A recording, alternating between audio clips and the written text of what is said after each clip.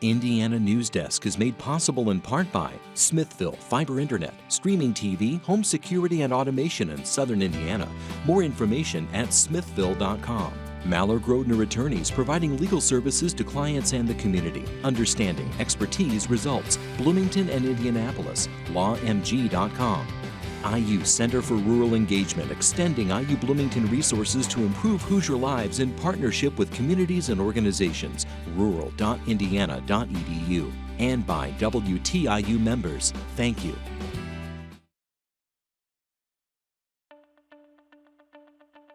Coming up on Indiana Newsdesk. Many IU students return home for the summer, and while that might mean a quieter and less congested Bloomington, it also hurts local retailers. Some of our wholesale clients have reached out who have said, oh my God, our clientele has disappeared. The rise of online classes during the pandemic is one factor in the student exodus. Indiana continues to struggle filling teacher positions. That's due to the hardships of the pandemic and what some say is restrictive legislation in the state. We got tons of people that are licensed to teach. They just don't want to teach. To help fill vacancies, schools are turning to those with emergency teaching licenses. And we talk with an expert about the benefits and dangers of artificial intelligence after an ominous warning from industry leaders. We'll have these stories plus the latest news from across the state right now on Indiana Newsdesk.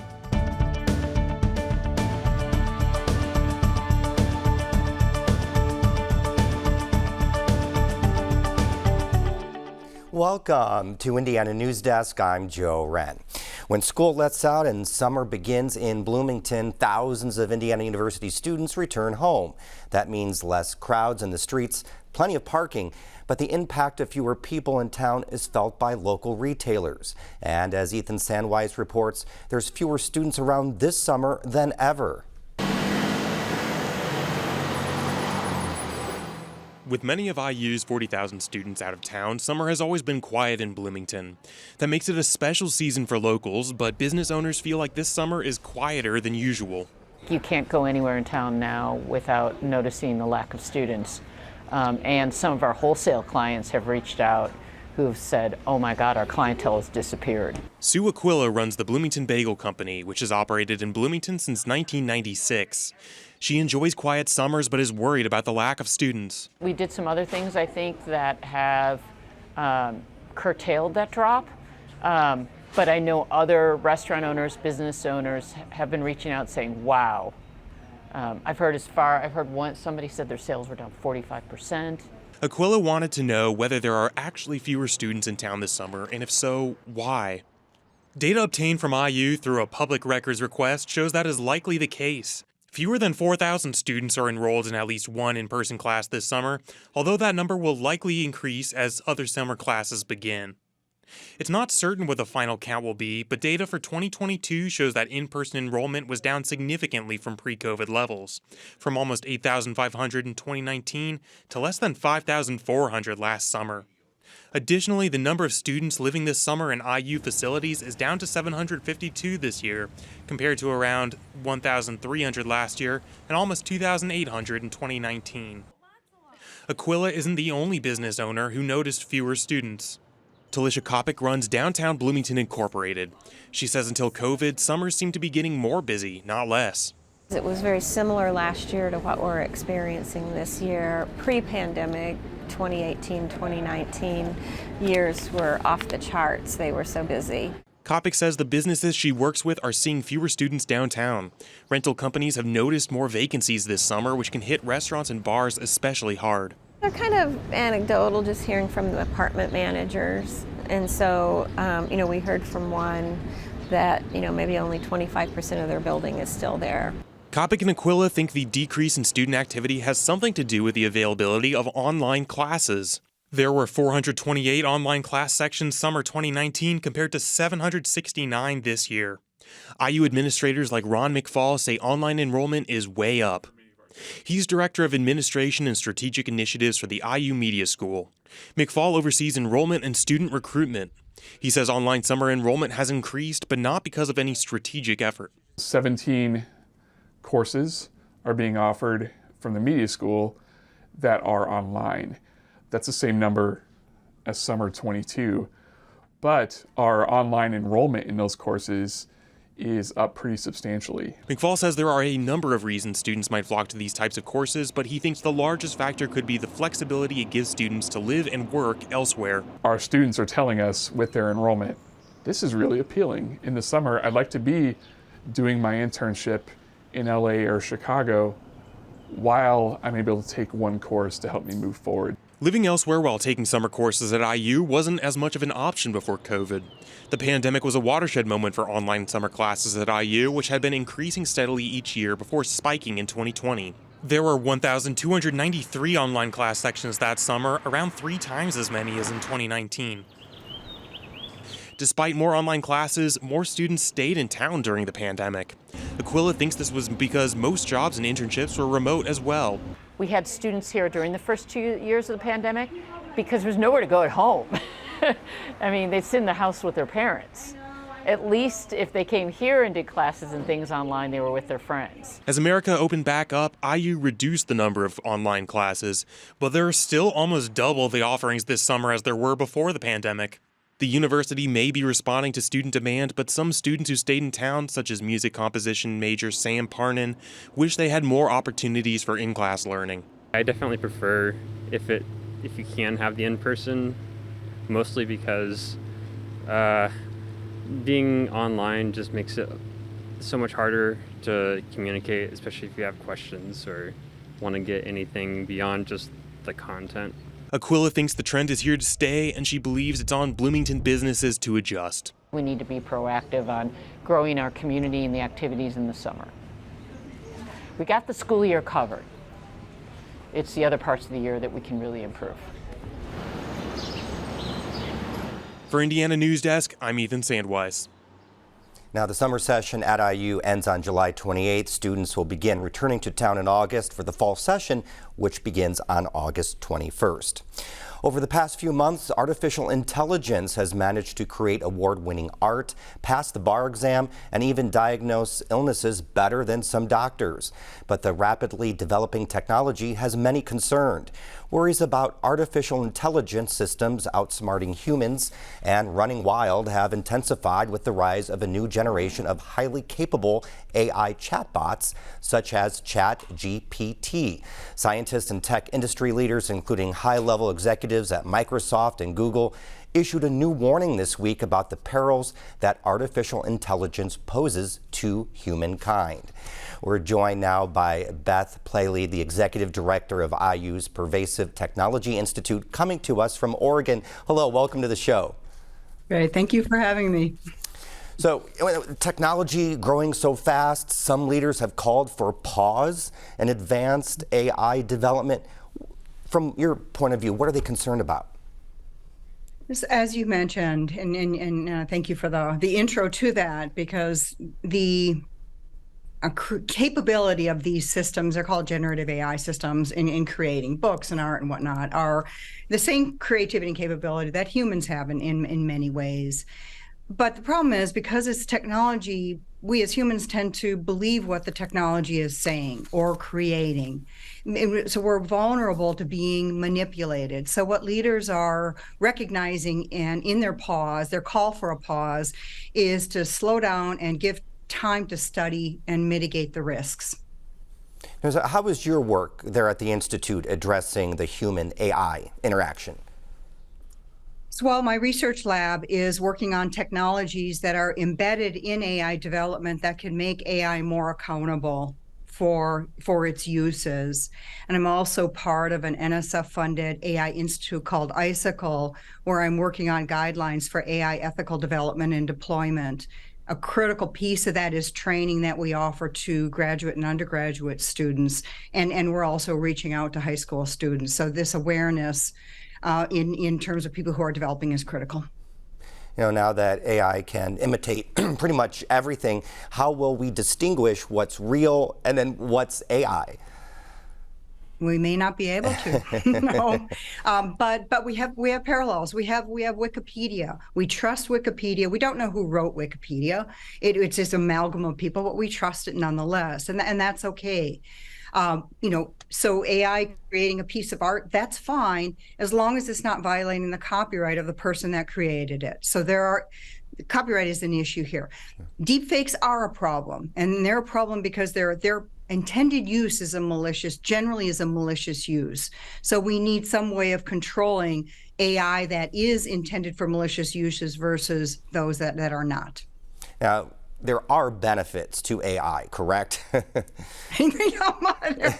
would say there are many. I just came back through customs at a United States airport, and the Customs Service, the U.S. Customs Service, is using facial recognition to speed people through the customs line, and that's how, it's an efficiency there. We also I think AI has a lot of potential to target learning specific to people's learning style. So you can be paired, a student can be paired with an AI agent that aids along the student's learning. I mean, there are some really fabulous possibilities there.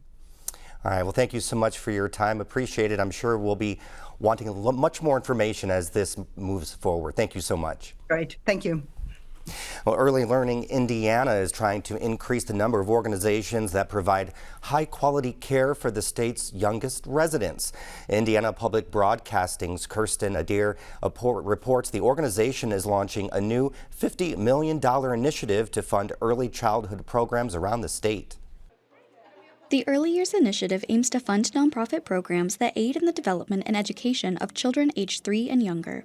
Early Learning Indiana CEO Maureen Weber says the organization is using a $50 million grant from Lilly Endowment to fund the initiative. We're really interested in projects and programs from all around the state that do any of a number of things that might help to influence the learning and development of infants and toddlers. She says those projects could include ideas like home visit and parent preparation programs, child care support, early literacy programs, and detection and intervention for children with disabilities. It's just really essential that we are providing the right ingredients to children when they're in these very earliest years so that we set that foundation for all future learning. Early Learning Indiana will review proposals later this summer and announce grant recipients around the beginning of September. For Indiana Public Broadcasting, I'm Kirsten Adair. The Lilly Endowment also provides funding for Indiana Public Broadcasting News.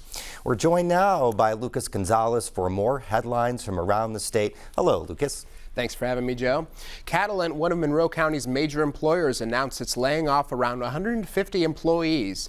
In an email to employees Wednesday, the pharmaceutical manufacturer said the layoffs would mostly be leadership and support positions. The email says the company's growth during the pandemic is not sustainable, and the layoffs come as the result of restructuring.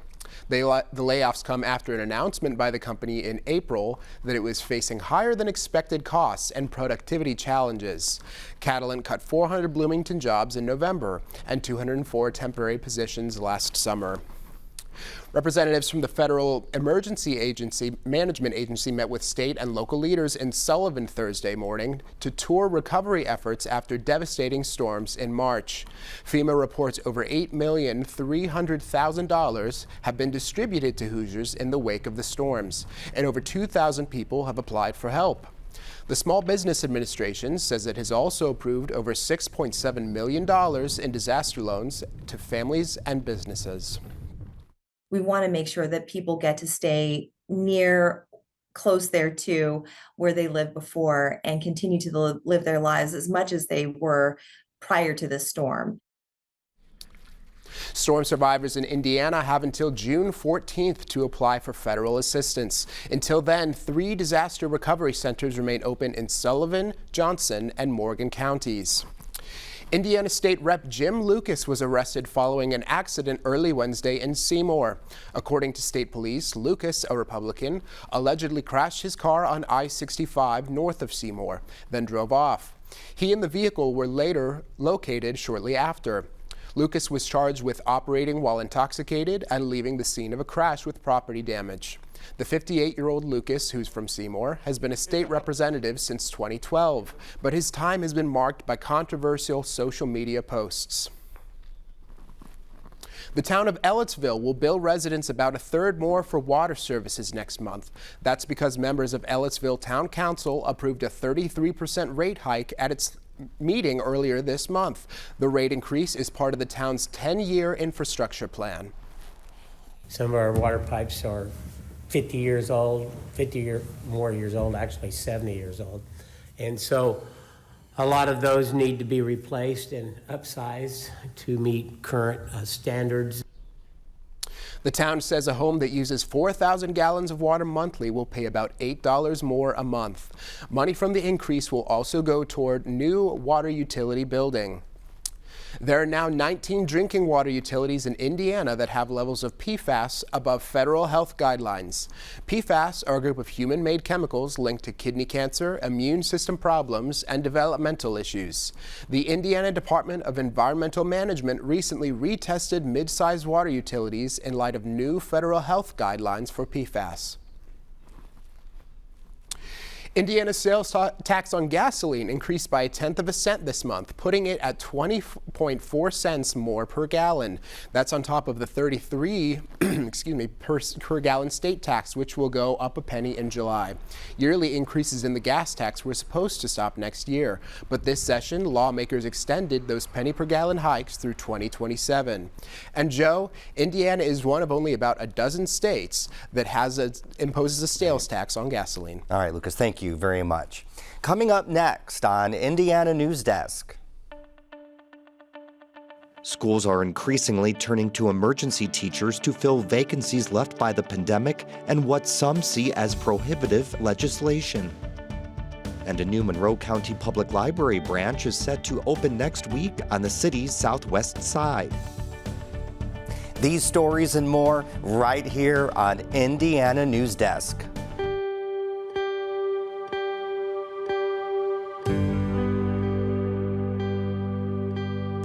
I have always believed that people are at the heart of every story we tell.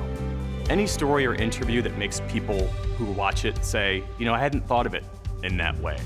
That, for me, is gold. I like to be able to leave the viewer with some sort of emotion, whether it's outrage, whether it's someone overcoming long odds, telling a big story through an individual story. What makes the NewsHour different is that we have time to be thoughtful about the stories that we tell, the voices that we intend to elevate. I know the role that good journalism plays in making all of us feel more connected to each other, in helping all of us understand each other a little bit better. I see this as a mission, and I see this as a service.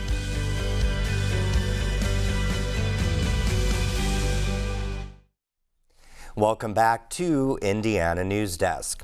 The U.S. Supreme Court removed protections from many wetlands that used to be under federal jurisdiction. As Rebecca Thiel reports, wetland advocates say that doesn't bode well for Indiana, which removed most state protections 2 years ago. The court ruled in favor of the Sacketts, an Idaho couple that filled in land to build a home that was later deemed a wetland by the Environmental Protection Agency. Now, the only federally protected wetlands will be those with a continuous surface connection, where you can clearly see where one flows into the other. Todd Royer is a professor at Indiana University's O'Neill School of Public and Environmental Affairs. He says not very many wetlands have that continuous connection, and we can expect flooding will get worse as they're filled in. It will be difficult to point back and say this was the day when that happened, but this is, one more step in the continual loss of natural habitats and the ability of systems to moderate flood conditions. There'll be water quality impacts as well. Indiana has already lost at least 85% of its wetlands. And we need them more than ever. The average annual precipitation in Indiana has increased by about 5.5 inches since the 1890s.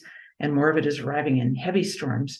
So we need flood protection that wetlands can provide. For Indiana Public Broadcasting, I'm Rebecca Thiel. Last year, a state task force recommended Indiana have a separate state law to regulate wetlands.